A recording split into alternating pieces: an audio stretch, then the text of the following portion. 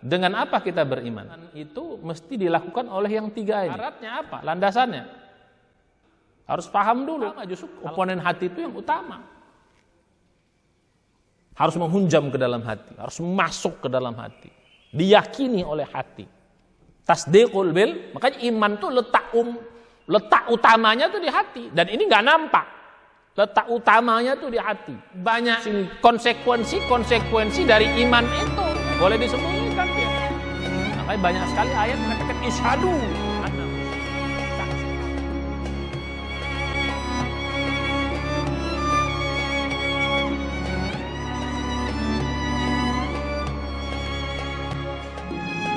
Bismillahirrahmanirrahim. Assalamualaikum warahmatullahi wabarakatuh.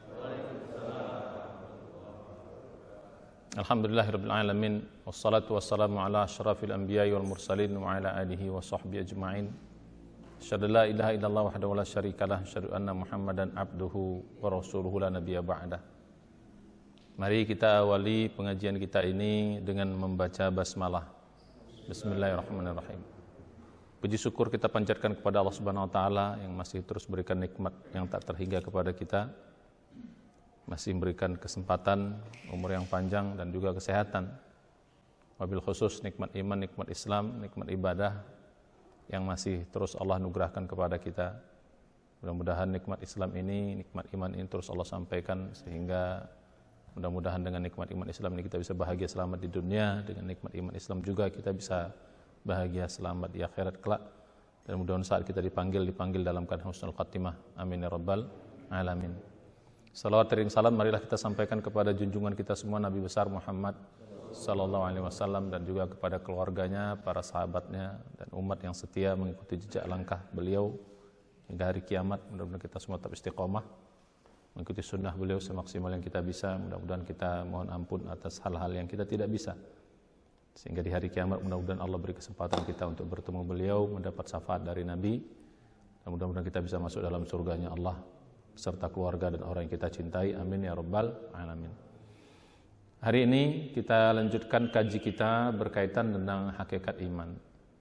Ya, ini kita sudah masuk kepada episode yang ketiga.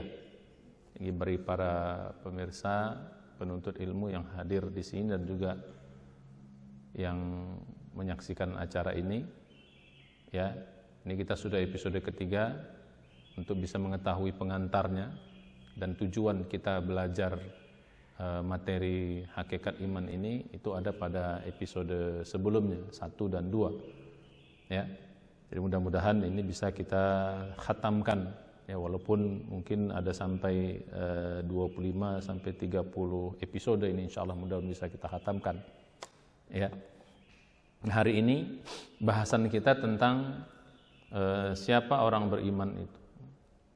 Ya, siapa orang beriman, supaya kita bisa mencirikan apakah kita bisa termasuk ke dalam kelompok yang orang beriman yang kemarin kita sudah bahas dijanjikan Allah, yang begitu banyak janji yang Allah akan berikan kepada orang-orang beriman. Ya, jadi gitu. Hari ini kita masuk kepada siapa orang beriman. Secara umum ciri-ciri globalnya ya. Walaupun detailnya nanti itu bagian dari pembahasan kita ke depan. Ya, jadi siapa yang termasuk orang beriman itu? Nah, dalam pembahasan siapa orang beriman ini kita bagi dalam 3 bahasan ya, subbagian. Pertama, makna iman itu secara umum dulu. Apa arti iman itu dulu? Ya, orang beriman itu apa yang diimani? Ya, makna iman secara umum. Ya, kemudian apa yang diimani? Ya, apa yang diimani? Terus yang ketiga, apa saja alat bagi kita untuk mengimani itu? Ya, apa saja komponen alatnya, unsurnya? Ya, baru nanti yang berikutnya kita masuk ke dalam syaratnya, landasannya. Ya, jadi gitu. Ini bahasan umum. Yang pertama, ya, iman itu secara umum artinya percaya. Ya, kita percaya. Ya, membenarkan sesuatu, percaya dan membenarkan sesuatu. Jadi suatu kepercayaan dan kita membenarkan sesuatu. Kalau kita percaya dan membenarkan sesuatu itu namanya iman. Demikian. Nah, jadi kalau gitu siapa orang yang beriman? Nah, orang beriman itu adalah orang yang percaya dan membenarkan sesuatu. Apa objeknya? Ini kan kita bahas pertama. Apa objeknya? Ya, siapa sesuatu itu? Pertama adalah percaya dan membenarkan akan adanya Tuhan pencipta alam semesta. Ya, yang tunggal namanya Allah. Itu yang pertama. Yang tunggal namanya Allah. Pencipta alam semesta.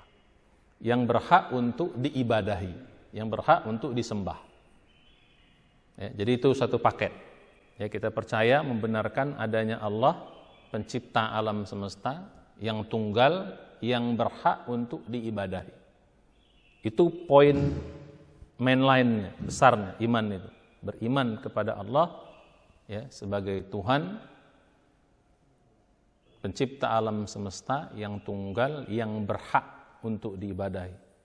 Kita gunakan kata-kata berhak. Ya. Mengapa Allah berhak untuk disembah?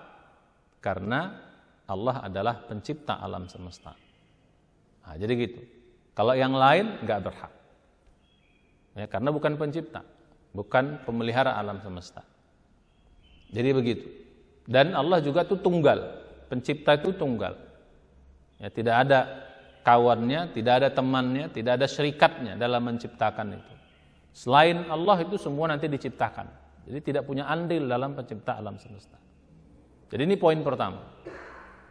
Ya, jadi membenarkan, percaya dan membenarkan akan adanya Tuhan pencipta alam semesta yang tunggal namanya Allah yang berhak untuk diibadahi. Nah, rentetan objeknya nanti apa aja yang diimani. Nah, Allah itu nanti ini rukun iman nih. Allah nanti iman kepada malaikatnya sebagai hamba Allah yang diberikan tugas-tugas tertentu oleh Allah. Yang ketiga, objeknya adalah iman membenarkan akan kitab-kitab yang Allah turunkan kepada makhluknya, kepada hambanya ya, sebagai jalan kehidupan. Itu objek yang ketiga. Yang keempat adalah iman kepada para rasul yang Allah turunkan berupa manusia, dan dari golongan jin juga bisa dari golongan jin ya, untuk mengajarkan jalan kehidupan, jalan surga, jalan keselamatan para rasul. Dan juga yang kelima objeknya adalah yang kita imani itu adalah ini rukun iman nih Pak ya, adalah percaya pada hari kiamat, adanya hari akhir dan hari kiamat, akhirnya seluruh dunia, alam semesta ini. Kemudian nanti manusia dibangkitkan, dihisab, dipertanggungjawabkan perbuatannya. Ya, yang selamat masuk ke dalam surga, yang tak selamat masuk ke dalam neraka. Inilah objek yang kelima. Ya, iman kepada hari akhirat. Itu kita bahas detail satu-satu itu. Ya, baru yang keenam, ini adalah objek yang keenam itu adalah iman kepada takdir. Takdir yang khairi, yang baik maupun syarri, yang buruk. Nah, inilah 6 objek dari iman itu.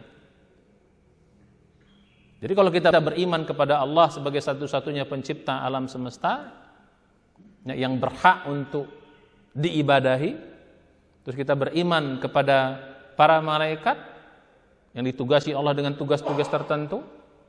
Yang ketiga, beriman kepada kitab-kitabnya, kitab suci yang Allah turunkan kepada hambanya untuk mengajarkan tentang jalan keselamatan, menurunkan para rasulnya, beriman kepada para rasul ya, untuk mengajarkan manusia atau jin juga dalamnya untuk bagaimana cara beribadah dan cara untuk sampai kepada Allah dan jalan keselamatan. Yang kelima, kita iman kepada hari kiamat, hari akhirat, hari akhirnya dunia, dan nanti kemudian manusia makhluk akan dibangkitkan oleh Allah ya, sampai perhitungan hisab, sampai juga nanti surga neraka. Baru yang terakhir, iman kepada takdir, ketentuan Allah yang baik maupun yang buruk. Nah, ini adalah objek dari iman. Jadi kalau kita sudah mengimani yang 6 ini, rukun iman ini, kita sudah termasuk ciri orang yang beriman. Kalau belum, berarti belum. Ya, belum lengkap. Harus 6 ini. Ini objek yang kita imani, satu. Ya, jadi kalau kita sudah begini, insya Allah kita termasuk dalam kelompok orang yang beriman. Ya, membenarkan, percaya dan membenarkan. Nanti kita bahas detail pada pertemuan-pertemuan berikutnya. Seperti apa nanti iman kepada Allah itu namanya tauhid. Ya, mentauhidkan Allah. Ya, dengan segala sifat-sifatnya. Ya, tauhidkan Allah dengan segala af'alnya, perbuatannya, mentauhidkan Allah dengan segala sifat-sifatnya, mentauhidkan Allah dari sisi nama-namanya. Nanti kita tauhid di situ. Kita bahas juga lumayan nanti insya Allah di situ. Ya, jadi gitu. Nah, unsur yang kedua pembahasan kita pada kesempatan kali ini itu adalah tentang dengan apa kita beriman. Dengan apa kita membenarkan Allah itu? Dengan apa kita mempercayainya? Ternyata unsurnya 3, yaitu dengan hati, kemudian dengan lisan, terus yang ketiga dengan perbuatan. Jadi iman itu mesti dilakukan oleh yang 3 ini.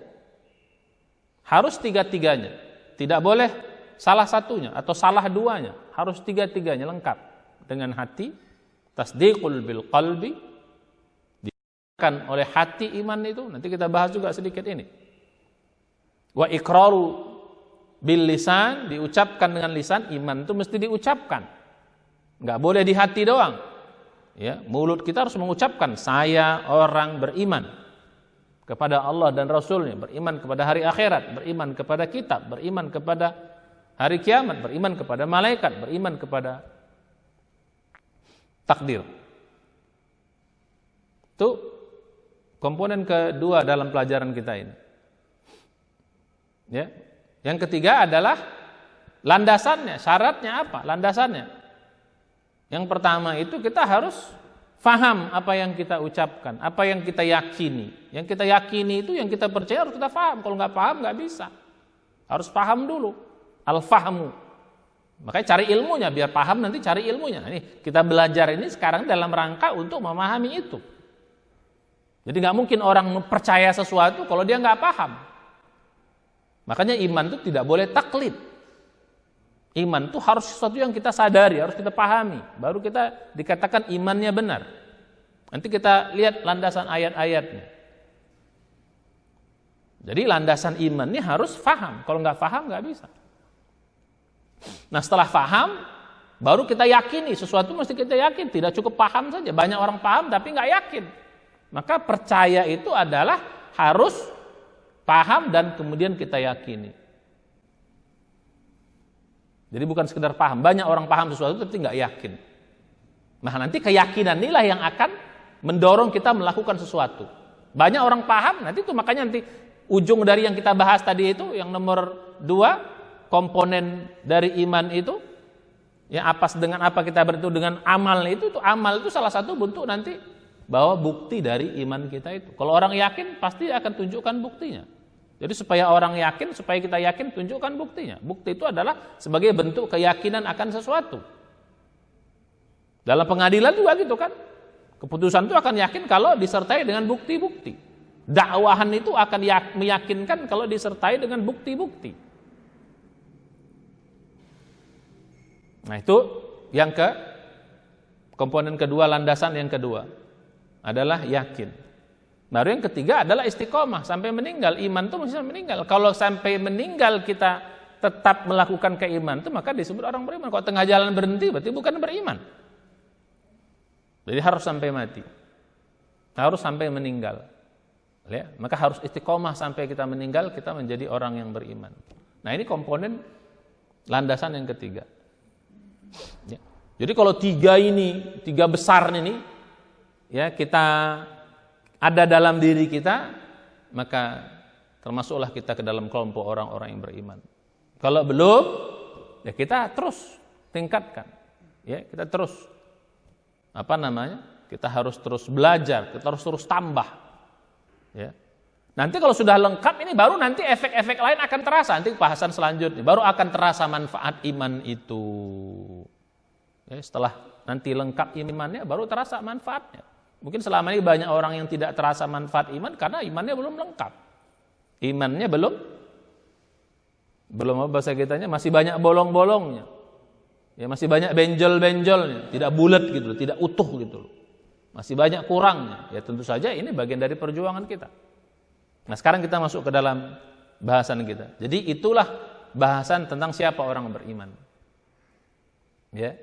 Jadi yang pertama, iman itu artinya apa? Kita percaya dan membenarkan. Ya. Apa yang kita percaya dan kita benarkan? Nah, ini masuk dalam rukun iman. Ya, masuk dalam rukun iman. Nanti kita bahasan detail tuh, masuk dalam rukun iman. Percaya dan yakin kepada Allah sebagai satu-satunya zat pencipta alam semesta yang berhak untuk diibadahi. Nanti pembahasan kita nih tauhid. Di tauhid ini kita banyak membahas ini. Ini kita akan banyak bahas tentang ini. Adapun nanti tentang malaikat, ya, percaya kepada malaikat, percaya kepada kitab, percaya kepada rasul, percaya kepada hari kiamat, hari akhirat, percaya kepada takdir baik dan buruk itu kita bahas nanti lebih khusus pada tempat-tempat yang lain. Karena kok dalam bahasan terlalu banyak nanti. Ya, sambil jalan aja nanti kita bahas itu. Tapi nanti khusus pembahasan kita tentang ketauhidan. Ya, ketauhidan. Ya, Allah, ketauhidkan Allah. Tauhidullah. Ya, jadi begitu. Jadi siapa saja orang yang sudah percaya kepada Allah sebagai pencipta alam semesta satu-satunya tunggal, ya, yang berhak diibadahi, maka dia sudah masuk dalam kelompok orang beriman. Tapi kalau belum, tidak. Harus. Maka siapapun nanti masuk ke dalam Islam itu atau mengaku orang beriman itu harus bersahadah. Asyhadu an la ilaha illallah. Harus begitu. Tiada Tuhan yang berhak, ya, disembah, yang menciptakan alam semesta itu kecuali Allah Subhanahu wa taala. Itu mesti itu di landasannya. Di landasan nanti iman kepada Allah ini la ilaha illallah, tauhid. Jadi siapa yang sudah mengakui, meyakini la ilaha illallah, ditambahannya tauhid Rasul Muhammadur Rasulullah, nah ini maka dia termasuk dalam kelompok orang beriman, kelompok orang Islam. Ya. Jadi ini bahasan pertama. Ini sebagai pengantar saja dulu. Jadi siapapun yang meyakini ini, yakin kita bahwa tiada Tuhan yang berhak disembah, Tuhan yang menciptakan alam semesta yang tunggal itu, ya, hanya Allah semata, tidak selainnya, maka kita sudah masuk ke dalam kelompok orang yang beriman, kelompok orang Islam. Maka semua orang masuk Islam itu harus mengakui itu. Ya, la asyhadu an la ilaha illallah wa asyhadu anna Muhammadan Rasulullah. Nah, ini yang pertama. Nah, yang kedua, bahasan kita yang kedua, di sini sepintas saja saya bahas. Yang kedua yang lebih agak sedikit detail.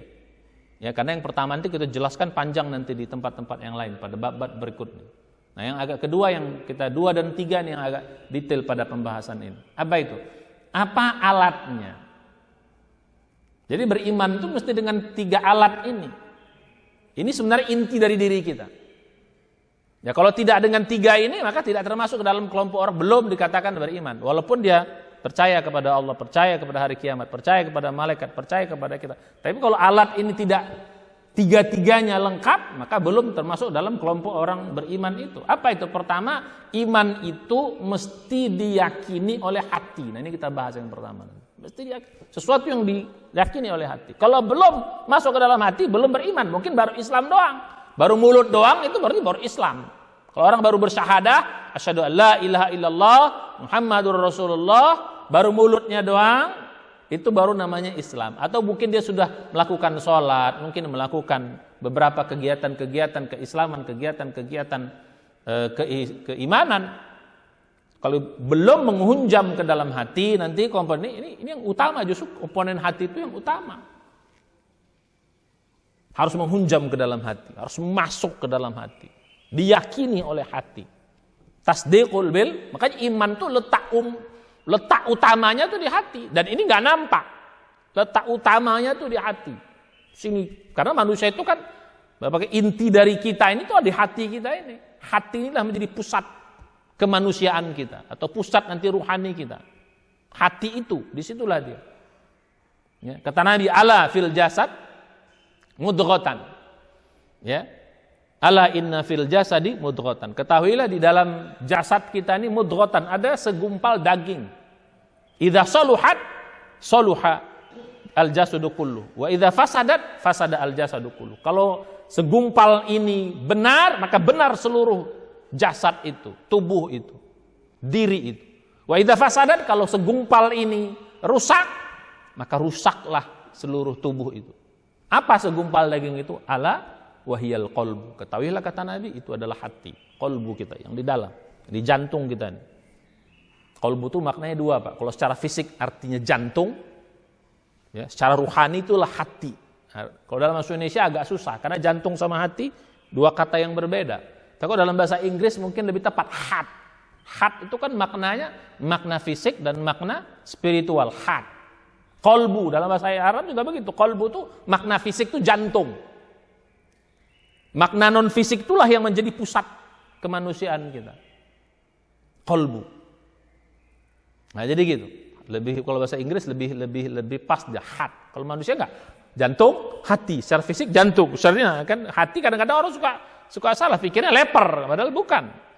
Ya, bukan leper, bukan lapar, leper. Nah. Itu pusatnya hati kita itu. Jadi iman tuh mesti diyakini, kalau belum.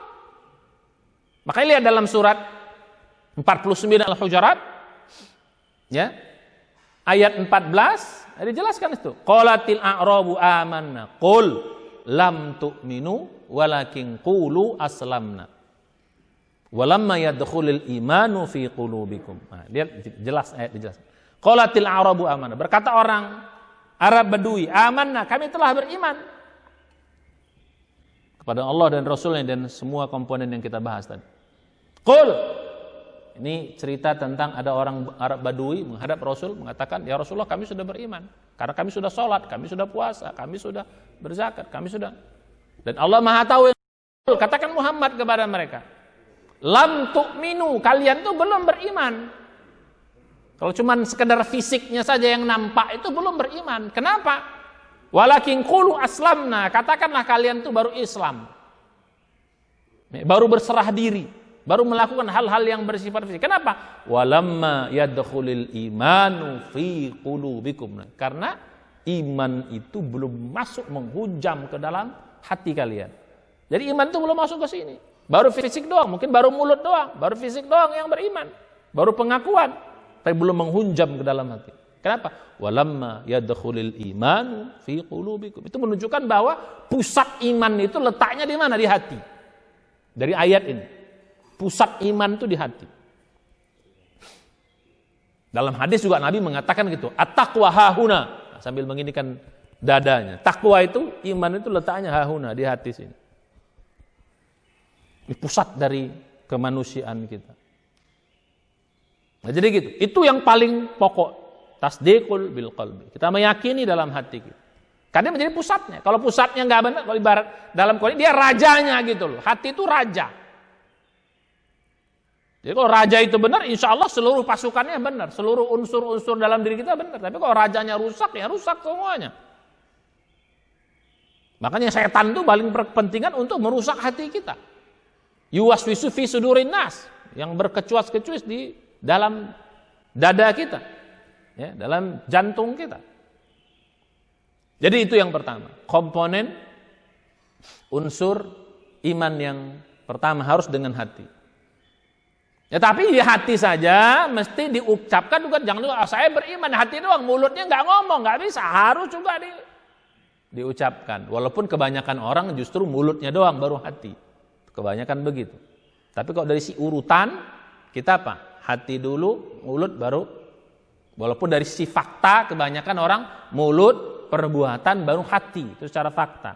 Tapi secara urutan benarnya itu hati dulu, mulut baru perbuatan.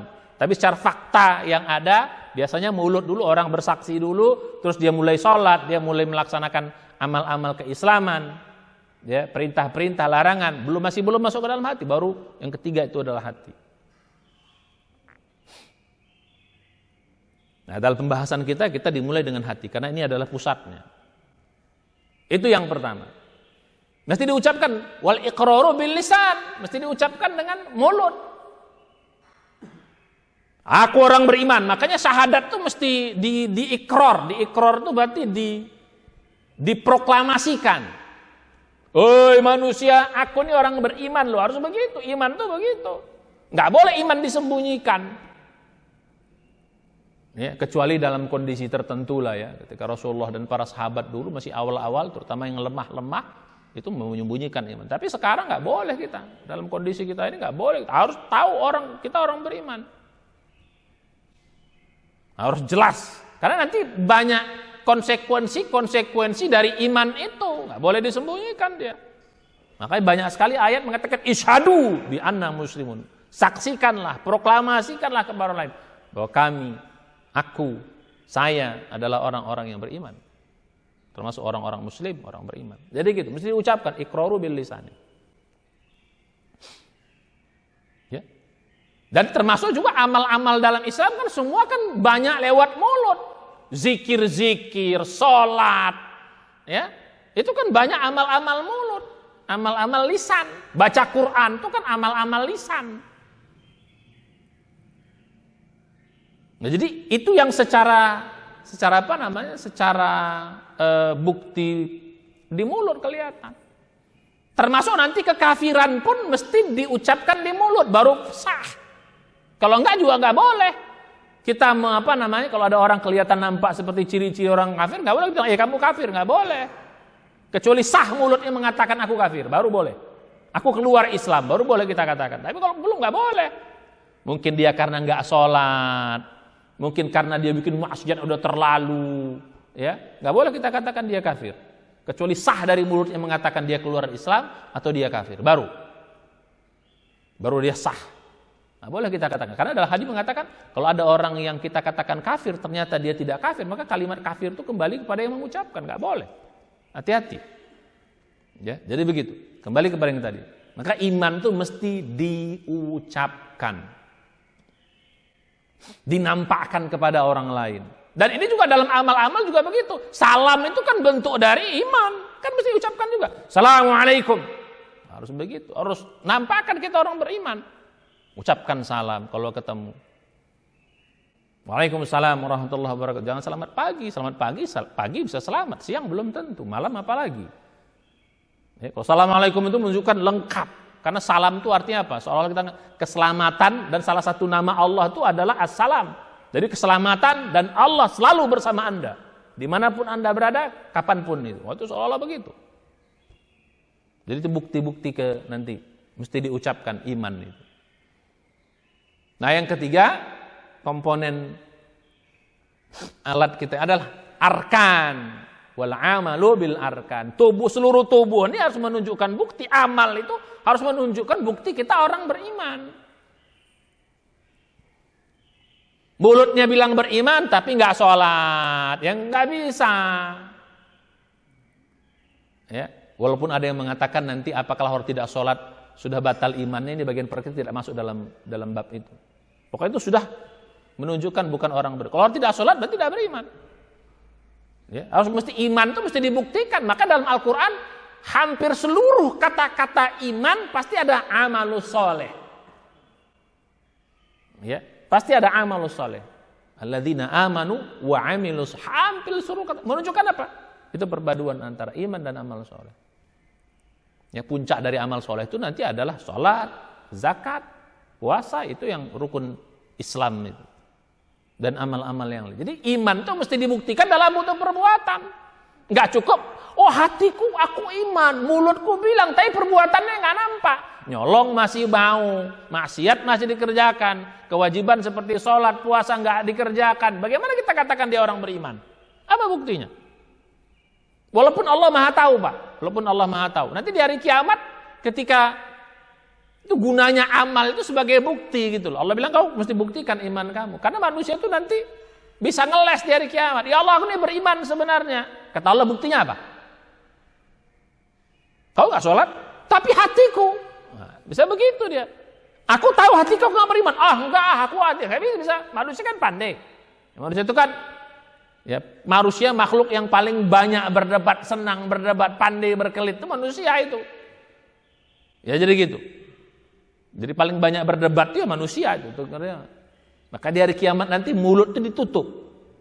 Al-yauma nakhtimu ala afwahihim wa tukallimuna aydihim wa tashhadu arjuluhum bima kanu yaksibun. Lihat surat Yasin. Mulut ditutup karena itu berkelit. Nanti yang cerita tangan. Ya Allah, aku nggak pernah sholat, kaki nggak pernah ke masjid. Ditutup. Ya, justru malah banyak bikin maksiat ya Allah. Nah, ini apa bukti? Iman itu mesti ditunjukkan dengan bukti. Itu bagian dari ujian iman. Maka dalam surat 29 pernah kita bahas pada waktu yang lalu, ayat 2 dan 3, ya ketika manusia itu mengatakan beriman, ya mesti diuji. Salah satu ujiannya adalah apa? Buktikan dalam bentuk perbuatan imanmu itu. Ahasiban nasu ayyaqulu amanna wa hum la yuftanun. Apakah manusia akan dibiarkan saja mengatakan ayyaqulu amanna, kami telah beriman, wa hum la yuftanun, mereka tidak diuji lagi? Tidak, mereka pasti kami uji, kata Allah yang mengatakan beriman itu. Sehingga dengan bukti itu ketahuan nanti siapa yang benar imannya, siapa yang tidak benar imannya. Jadi demikian. Itu yang kedua dengan lisan. Yang ketiga dengan perbuatan. Apa saja perbuatannya? Ya minimal melakukan 3. Bukti iman itu minimal melakukan 3. 1, melakukan perintah. Lakukan perintah-perintah Allah.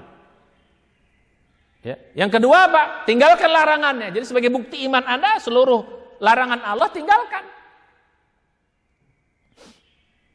Ya, tinggalkan. Pertama, kerjakan perintah. Yang kedua, apa saja perintah, terutama yang wajib-wajib. Ya, terutama yang fardu-fardu, kerjakan. Yang kedua, apa tadi? Tinggalkan larangan-larangan. Baru yang ketiga adalah tegakkan hukum-hukum Allah. Apa yang Allah tegakkan hukum Allah itu. Ya jadi begitu. Kalau berupa kemungkaran, cegah kemungkaran. Berupa keadilan, tegakkan keadilan. Kezaliman, lawan kezaliman. Nah, jadi kira-kira itu menunjukkan bukti-bukti keimanan. Jadi 3 ini. Kerjakan perintah, tinggalkan larangan, baru tegakkan hukum-hukum Allah. Ya, jadi begitu. Nah, itu baru bukti keimanan. Nah, kalau 3 gitu, itulah bukti. Jadi kalau ada orang yang perintah nggak dikerjakan, ya, larangan malah dikerjakan, bukannya ditinggalkan, terus hukum Allah tidak juga ditegakkan, wah itu bisa termasuk bukan golongan orang beriman. Maka dalam Al-Quran, dalam surah Al-Ma'idah, mulai dari 44, 45, ya, terus nanti 46, 47 itu apa? Wa man lam yahkum bima anzalallah fa ulaika humul kafirun. Barang siapa yang tidak menetapkan dengan hukum Allah, maka tidak tergolong orang beriman, digolongkan orang kafir. Ada tingkatan nanti. Ya. Wa man lam yahkum bima anzalallah fa ulaika humul. Yang kedua, wa man lam yahkum bima anzalallah fa ulaika humul fasiqun. Jadi begitu. Nah, jadi kembali kita kepada yang tadi. Jadi maka iman mesti diapain? Diyakini oleh hati, diucapkan oleh mulut, dan dibuktikan dengan perbuatan. Perbuatannya apa? Kerjakan perintah, tinggalkan larangan, ya, baru yang ketiga tegakkan hukum-hukum Allah. Ya, menegakkan hukum Allah sebenarnya perintah juga, tapi lebih spesifik. Ya, bagi wanita ya pakai jilbab. Bagi kita termasuk semualah. Ya, dalam tegakkan hukum dalam politik, walaupun itu nanti ya banyak ada tingkatannya. Ya dalam politik, dalam ketatanegaraan, dalam bisnis, semuanya. Mari kita tegakkan hukum Allah. Itu menunjukkan bukti iman kita. Nah, kalau sudah kita lakukan seperti ini, maka kita termasuk dalam golongan orang beriman. Nah, bagaimana nanti lebih detail tentang syarat atau landasannya? Ya, kita bahas pada pertemuan berikutnya, episode keempat insyaallah. Demikian. Mari kita membaca hamdalah dan doa penutup majelis. Subhanaka hamdika, asyhadu an la ilaha illa anta, astaghfiruka wa atubu ilaik. Assalamualaikum warahmatullahi wabarakatuh.